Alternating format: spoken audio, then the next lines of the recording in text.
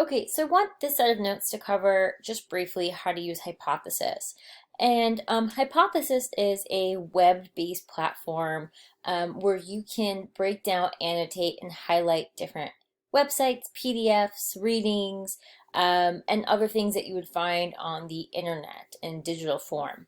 So I love this because, especially if you're in a writing or literature class, it's really helpful to do annotations together as a group.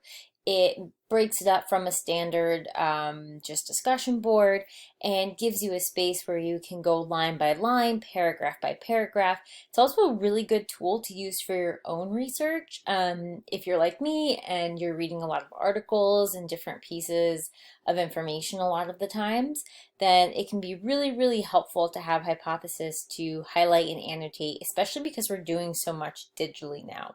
So I wanted to just go through briefly. I have an old Hypothesis page from a previous class, and I've used this for a couple classes. Some of you have used it with me before, some of you might be new to it. It's very easy.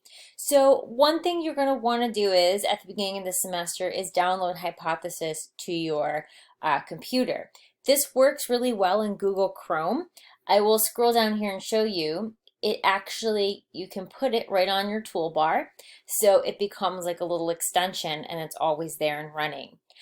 There's a quick guide here for students to get started. There's also a couple videos if you really need them. But what you'll want to do is click the quick guide here to get started, and you'll want to create a login, which is very easy. You want to create a username. You can put your Rosemont email in here and then create a password. Once you do that, I'll log in so you can see mine.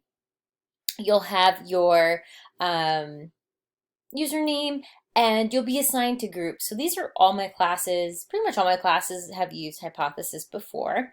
Your class will have its own group. And so when you go down, I always set up Hypothesis within discussion tabs just because it's easier to keep track of everything, and I can post the links to everything that we'll be doing.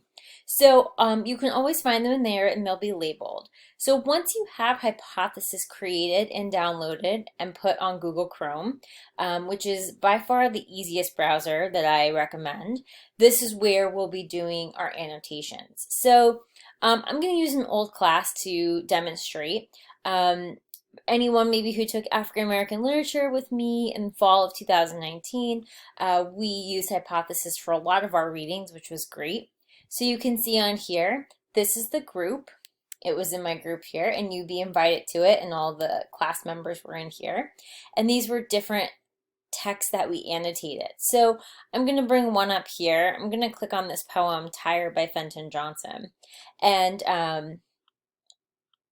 this looks just like a regular web page when I'm not in Hypothesis. This is on the Poetry Foundation, and I can read the poem through.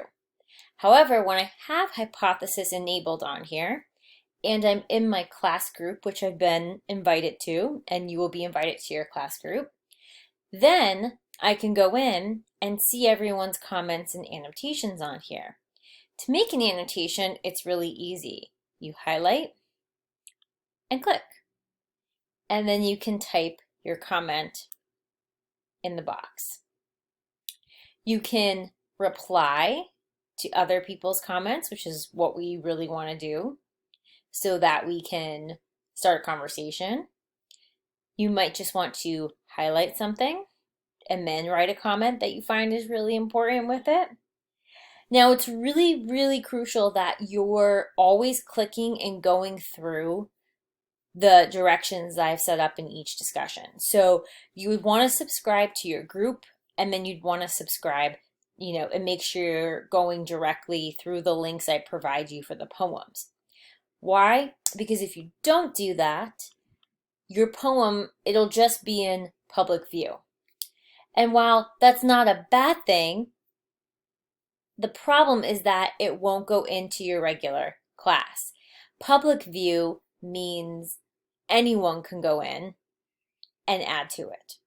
So if I was on the Poetry Foundation and I just wanted to pick another poem randomly on here, I'm really interested in this Robert Frost. I'll just go here for a second. He's a pretty popular poem. And you can see For hypothesis, I know it's enabled because I can see these on the side.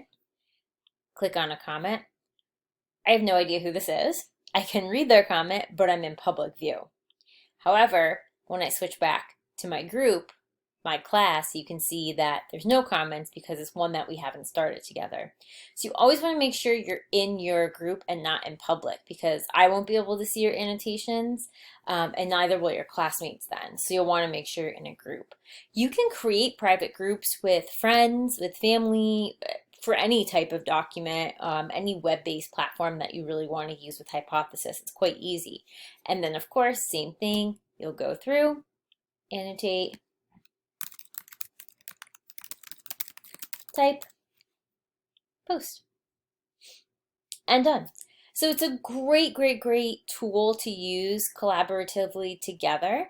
And you'll want to make sure that this is directly installed, like I said, onto your toolbar here or wherever it's going to be that you can access it easily. If you need more resources, you can go here to kind of watch their very brief YouTube tutorials, but truly the website's very easy to embed into. So this will be part of our work for the class. Let me know if you have questions. I love going through and annotating documents, and it's a great, like I said, such a great collaborative way to get insights on topics and to brainstorm, even without, just doing a traditional discussion tab.